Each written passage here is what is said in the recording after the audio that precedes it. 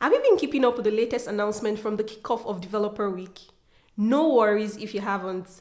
I'm happy to share a recap of some of the announcements with helpful details on where to find more information about them. We announced SuperCloud.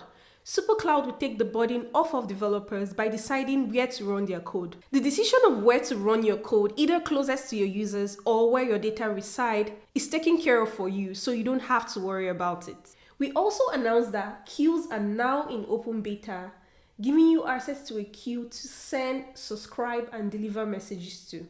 Queues are a core part of so many applications, enabling use cases like sending emails when someone signs up. And with open beta, you can get started with queues today. Earlier this year, we announced Winter CG, an effort to standardize all web runtime APIs. Today, we are happy to share that Workers has compliant or nearly compliant implementations of all of these web runtime APIs. We also wanted to share a few of these APIs that Workers now supports that we are very excited about. The abort controller and abort signal APIs have been introduced into Workers. This provides a standard way of signaling cancellation of several kinds of tasks. The text encoder stream and text decoder stream APIs are now fully supported in Workers, allowing you to define a broader range of text encodings in your Worker application. Finally, we also introduced new standard compliance implementations of the readable stream, writable stream, and transfer stream APIs.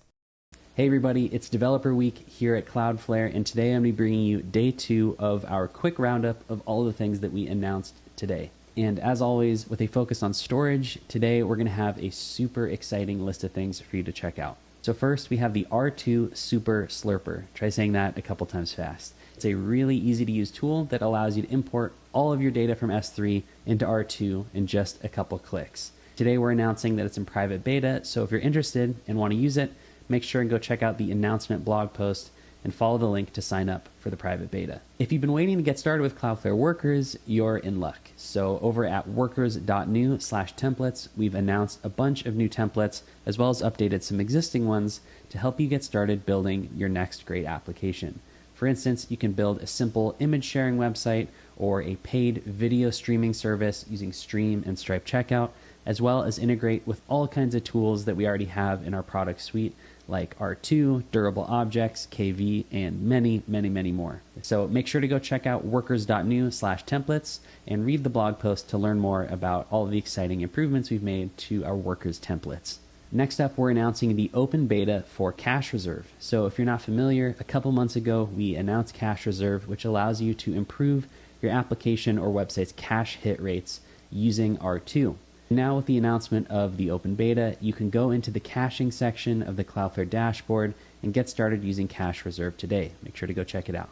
And last but not least, we're announcing the Cloudflare Logs engine, which is a way to query and investigate your Cloudflare logs without needing to use any third-party tools. So in the past, we've had support for sending your Cloudflare log data to other places, querying them and doing some sort of forensic investigation on what's going on in your application. But with the announcement of Cloudflare Logs engine, you can do all of that directly from Cloudflare without having to send your logs to any other third-party provider. Super exciting stuff, and make sure to check out the announcement blog post to learn more. So that's it for today's Developer Week Roundup. As always, you can check out the link below to see all of the blog posts and announcements that we're making during Developer Week. And we'll see you tomorrow for another quick roundup of all of the exciting things that we'll continue to announce every day this week. Thanks.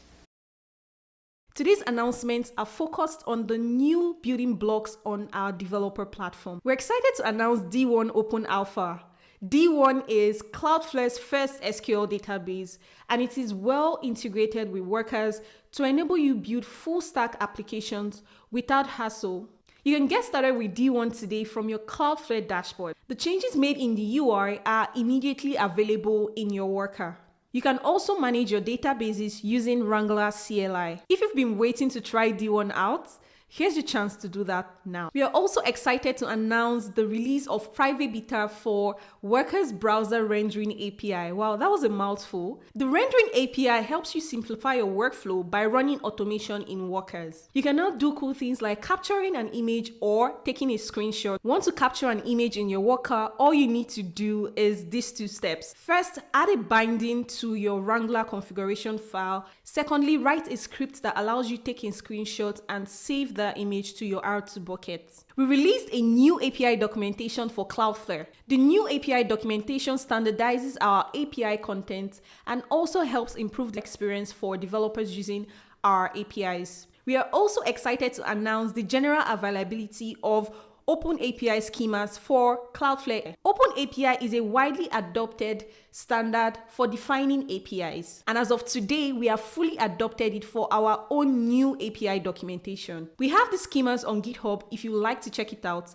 and we'll keep them updated regularly. That's it for today's Developer Week Roundup. Be sure to click the link below to keep up with all the Developer Week content over the next few days.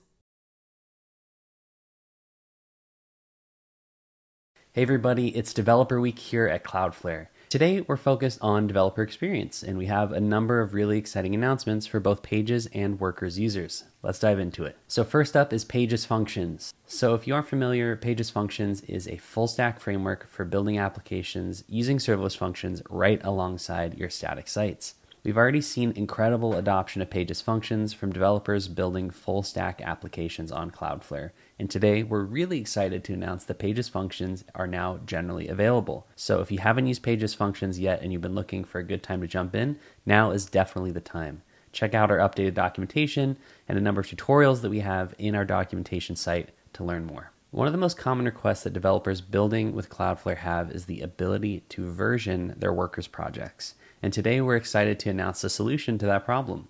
We're calling it Workers Deployments. So Workers Deployments is a way to track changes that are being made to your production Workers application. And that includes not just your Workers code, but the bindings and integrations that you may use alongside your actual code, such as R2 bindings, KV bindings, and everything else. With the release of Workers Deployments, we're excited to have a great foundation for future improvements to the Workers deployment process. Things like rollbacks, automatic deployments, and integration with version control. Check out the blog post to learn more. That's it for today's Developer Week Roundup. Check out the link below to see all of the announcements and all the blog posts that we're going to be shipping over the next couple days. And we'll see you tomorrow for another roundup of all the amazing things that we're announcing.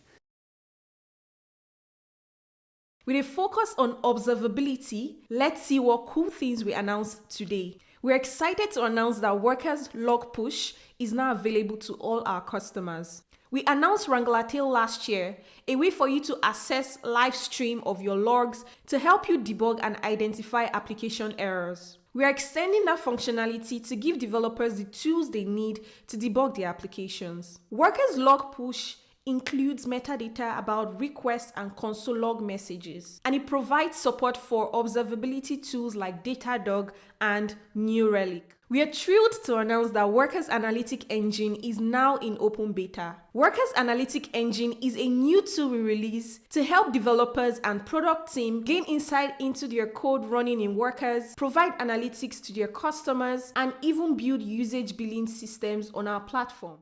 We released MiniFlare 2 this year, a local Cloudflare Workers simulator with cool features like live reload and detailed console.log messages. And we also incorporated MiniFlare 2 into Wrangler. Today, we are excited to release MiniFlare 3, powered by our recently open source runtime, Workerd, the same runtime used by Cloudflare Workers.